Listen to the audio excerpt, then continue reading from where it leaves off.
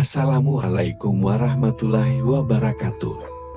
Sahabat, pernahkah kita berada di titik paling gelap dalam hidup? Saat doa terasa menggantung di langit. Saat usaha seolah tak lagi berarti. Dan harapan perlahan memudar bersama air mata. Di sebuah desa kecil di tanah Jawa, pada masa ketika dakwah Islam menyebar perlahan, lewat kelembutan dan kebijaksanaan, hiduplah seorang lelaki tua yang terbaring lemah. Tubuhnya kurus, napasnya berat, sudah berbulan-bulan ia sakit. Tabib datang dan pergi, ramuan diracik, doa dipanjatkan. Namun keadaannya tak juga membaik. Keluarganya mulai pasrah, sebagian berkata, ini sudah takdirnya. Sebagian lain berbisik lirih. Tak ada lagi yang bisa dilakukan. Namun di tengah keputusasaan itu, seseorang berucap pelan. Bagaimana jika kita meminta doa kepada Sunan Kalijaga? Nama itu bukan nama biasa.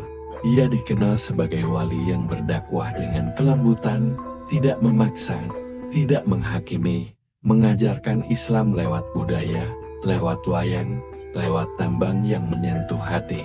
Tapi lebih dari itu, ada kisah-kisah yang beredar tentang karomahnya, tentang doa-doanya yang mustajab, tentang keyakinannya yang begitu dalam kepada Allah. Hari itu, di bawah langit yang mendung, seorang pemuda berangkat mencari beliau. Hatinya dipenuhi harap, sekaligus ragu, benarkah seorang manusia bisa menjadi perantara kesembuhan? Bukankah hanya Allah yang Maha Menyembuhkan? Dan justru disitulah letak rahasianya. Sunan Kalijaga tidak pernah mengaku memiliki kekuatan, tidak pernah menyebut dirinya sakti. Ketika pemuda itu akhirnya menemukan beliau duduk sederhana di serambi, berpakaian layaknya rakyat biasa, tak ada cahaya menyilaukan, tak ada kemewahan, hanya ketenangan. Pemuda itu menangis. Ia menceritakan kondisi ayahnya, tentang malam-malam panjang penuh rintihan, tentang ibunya yang hampir kehilangan harapan. Sunan Kalijaga mendengarkan tanpa menyela, matanya teduh, wajahnya penuh kasih. Setelah itu, beliau berkata pelan, kesembuhan itu milik Allah, kita hanya mengetuk pintunya. Beliau kemudian meminta segelas air, bukan air dari sumur keramat, bukan ramuan langka dari gunung tinggi, hanya air biasa. Lalu beliau menundukkan kepala, berdoa dengan suara yang hampir tak terdengar. Tidak ada mantra aneh, tidak ada gerakan berlebihan, hanya doa yang lahir dari hati yang bersih dan penuh keyakinan. Air itu dibawa pulang. Malam itu, suasana rumah terasa berbeda. Angin berhembus pelan. Sang ayah yang terbaring lemah diberi minum seteguk demi seteguk. Semua menunggu dengan jantung berdebar. Dan kemudian, sesuatu terjadi, perubahan kecil, hampir tak terlihat, namun cukup untuk membuat seluruh keluarga saling pandang. Napas yang tadinya berat mulai teratur, kening yang panas perlahan mendingin. Apakah itu kebetulan? Ataukah awal dari sebuah keajaiban? Kabar itu menyebar lebih cepat dari angin musim timur.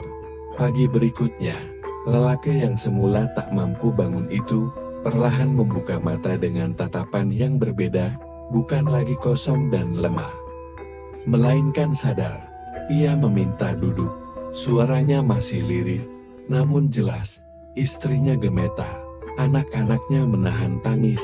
Mereka tidak bersorak, mereka takut berharap terlalu tinggi. Hari kedua, ia mampu berdiri dengan bantuan. Hari ketiga, ia melangkah beberapa tapak di halaman rumahnya. Warga yang mendengar cerita itu berdatangan. Ada yang berbisik takjub, ada yang mengernyit tak percaya. Ada pula yang mulai menghubungkannya dengan hal-hal di luar nalar. Ini pasti kesaktian, ujar seseorang. Beliau memang punya ilmu tinggi, tambah yang lain. Namun di tengah keramaian itu, lelaki yang mulai pulih tersebut berkata pelan, jangan memuji manusia. Aku hanya diberi kesempatan kedua. Ucapan itu membuat suasana hening. Beberapa orang kemudian memutuskan mendatangi Sunan Kalijaga. Mereka ingin memastikan, ingin melihat langsung sosok yang disebut membawa keberkahan. Tetapi yang mereka temui bukanlah pertapa dengan aura menggetarkan, bukan pula tokoh yang meminta dihormati. Beliau justru sedang membantu warga memperbaiki pagar bambu. Ketika ditanya tentang kesembuhan itu, beliau hanya tersenyum. Jika Allah berkehendak, sakit menjadi jalan pahala. Jika Allah berkehendak, sehat menjadi jalan syukur. Kita ini hanya tamu di dunia. Jawaban itu tidak memuaskan rasa ingin tahu sebagian orang. Mereka menginginkan sesuatu yang lebih dramatis, sebuah pengakuan, sebuah pertunjukan. Namun yang mereka dapatkan hanyalah nasihat tentang tawakal, sabar, dan berserah diri. Tak semua hati menerima dengan lapang.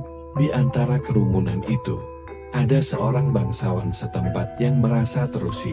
Ia terbiasa menjadi pusat perhatian, ia memiliki pengaruh dan kekuasaan. Mendengar nama seorang wali semakin dihormati membuatnya gelisah. Jika rakyat lebih percaya pada doa seorang dai daripada pada perintahku, bagaimana wibawaku? Pikirnya. Benih ujian pun mulai tumbuh. Sementara itu, lelaki yang sembuh tadi tidak serta-merta kembali pada kehidupan lamanya. Ia berubah. Wajahnya lebih lembut, tutur katanya lebih hati-hati. Setiap langkahnya seakan menyadari bahwa hidup adalah amanah yang bisa diambil kapan saja. Ia mendatangi Sunan Kalijaga untuk mengucapkan terima kasih, namun sebelum sempat berbicara panjang, beliau berkata, "Gunakan sisa umurmu untuk memperbaiki yang dulu pernah kau lalaikan." Kalimat itu menghujam. Ternyata, sebelum sakit, lelaki tersebut dikenal keras hati, jarang berbagi, enggan mendengar nasihat. Penyakit panjang yang ia alami menjadi cermin bagi dirinya sendiri, dan kesembuhan yang datang bukan hanya memulihkan tubuhnya, melainkan juga jiwanya. Inilah yang jarang dipahami banyak orang. Keajaiban terbesar bukanlah bangkit dari pembaringan, keajaiban terbesar adalah bangkit dari kelalaian. Namun cobaan belum berakhir. Suatu sore, saat langit memerah dan desa mulai sunyi, terdengar kabar mengejutkan. Seorang anak kecil di wilayah lain mengalami sakit mendadak, kejang hebat. Keluarganya panik, tanpa ragu. Mereka berniat langsung meminta pertolongan kepada Sunan Kalijaga. Berita itu sampai ke telinga sang bangsawan yang sejak tadi menyimpan ia melihat ini sebagai kesempatan. Jika kali ini tak terjadi apa-apa, kepercayaan mereka akan runtuh batinnya. Desa kembali diliputi ketegangan. Apakah peristiwa sebelumnya akan terulang? Ataukah kali ini menjadi ujian yang berbeda? Sunan Kalijaga menerima kabar itu dengan wajah tenang, tetapi sorot matanya menunjukkan keseriusan. Beliau tahu, bukan hanya satu nyawa yang dipertaruhkan, melainkan keyakinan banyak orang. Dan malam itu, langkah beliau menuju rumah anak kecil tersebut menjadi awal dari peristiwa yang jauh lebih mengguncang hati daripada sebelumnya. Apa yang akan terjadi?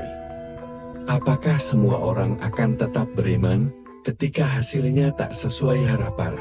Malam turun tanpa bintang, udara terasa berat. Ketika beliau tiba di rumah sederhana itu, tangis ibunda si anak pecah setiap kali tubuh kecil itu kembali menegang. Beberapa lelaki berdiri di sudut ruangan dengan wajah cemas, sementara sang bangsawan mengamati dari kejauhan, menunggu. Sunan Kalijaga mendekat tanpa tergesa. Ia meminta semua yang hadir menenangkan hati. Kepanikan hanya mengeraskan suasana, ucapnya lembut. Lalu beliau duduk di sisi pembaringan, meletakkan tangan di atas kepala sang anak, dan memejamkan mata. Tak ada keramaian, tak ada ucapan panjang, hanya munajat lirih yang mengalir seperti sungai dalam gelap. Beliau kemudian meminta ayah si anak mengumandangkan adzan perlahan di telinga putranya. Suara itu bergetar, namun penuh harap. Beberapa saat kemudian, kejang yang tadi tak terkendali mulai mereda. Tubuh kecil itu masih lemah, tetapi napasnya menjadi lebih stabil. Seorang perempuan yang berdiri dekat pintu menutup mulutnya menahan isak. Sang bangsawan mengernyit, tak menemukan celah untuk meremehkan. Namun Sunan Kalijaga tidak menunjukkan ekspresi kemenangan. Ia justru berkata tegas, "Rawat ia dengan kasih, perbaiki salat kalian, dan hentikan permusuhan yang selama ini terjadi di antara keluarga." Semua terdiam. Ternyata beliau mengetahui perselisihan lama yang membelah kerabat mereka, perseteruan harta yang tak pernah selesai. Penyakit itu seakan menjadi isyarat agar hati-hati yang keras dilunakkan. Anak tersebut membuka mata menjelang fajar, lemah, tetapi sadar ia memanggil ibunya pelan. Tangis haru kembali pecah, kali ini berbeda makna. Di luar rumah, langit mulai memucat. Orang-orang yang menyaksikan peristiwa itu tidak lagi hanya membicarakan kesembuhan, mereka membicarakan diri mereka sendiri, tentang ibadah yang sering ditunda, tentang dendam yang dipelihara, tentang keangkuhan yang disembunyikan.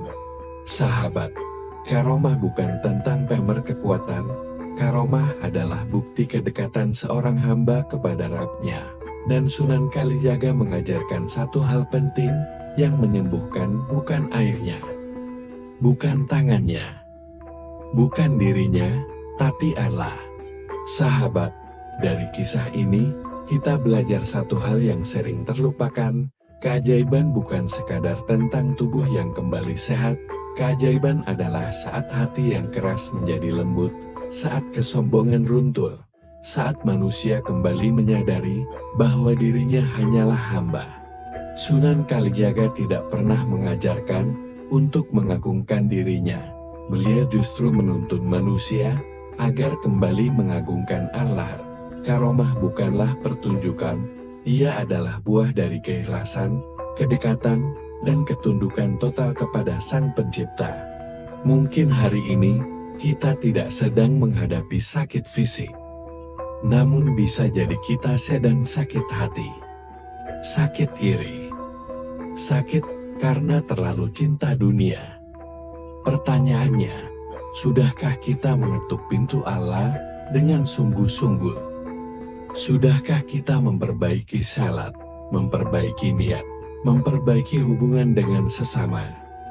Karena bisa jadi, kesembuhan yang paling kita butuhkan, bukan pada jasad, tetapi pada iman. Jika kisah ini menyentuh hatimu, jangan berhenti di sini. Ambil pelajarannya, renungkan maknanya, dan siapkan dirimu untuk bagian selanjutnya. Karena ujian yang akan datang jauh lebih dalam, dan pelajarannya jauh lebih mengguncang. Tulis di kolom komentar, "Ya Allah, kuatkan imanku." Like video ini jika kamu ingin lebih banyak kisah penuh hikmah. Subscribe dan aktifkan loncengnya, agar tidak ketinggalan kelanjutan cerita yang akan membuka sisi lain dari perjalanan spiritual ini. Sampai jumpa di episode berikutnya. Wassalamualaikum warahmatullahi wabarakatuh.